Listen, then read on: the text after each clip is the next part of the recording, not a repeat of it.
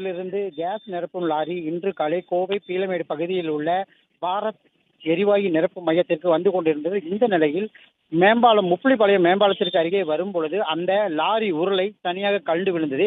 இதனையடுத்து அந்த லாரியில் எரிவாயு கசிவு ஏற்பட்டது. உடனடியாக காவல்துறை அந்த சம்பவ இடத்திற்கு வந்து ஆய்வு செய்தனர்.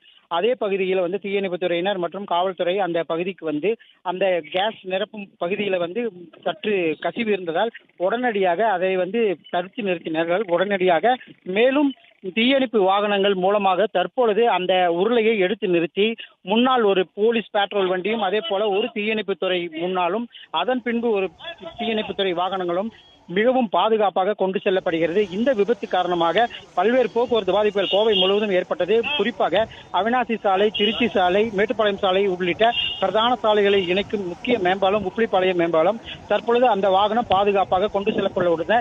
இந்த எரிவாயு உருளை காந்தி மாநகர் பகுதியில் உள்ள பாரத் பெட்ரோலியம் எரிவாயு நிரப்பு மையத்துக்கு கொண்டு செல்லப்படுகிறது. இந்த விபத்து அந்த லாரியில் பொருத்தப்பட்டுள்ள கப்ளிங் மூலமாக தான் கப்ளிங் கட்டானதால் இந்த விபத்து ஏற்பட்டுள்ளதாக ஓட்டுநர் தெரிவித்துள்ளார். மேலும் இந்த கசிவு கிட்டத்தட்ட 80 கிலோவிலிருந்து 100 கிலோ வரை எரிவாயு கசிவு ஏற்பட்டிருக்கலாம் என கூறப்படுகிறது.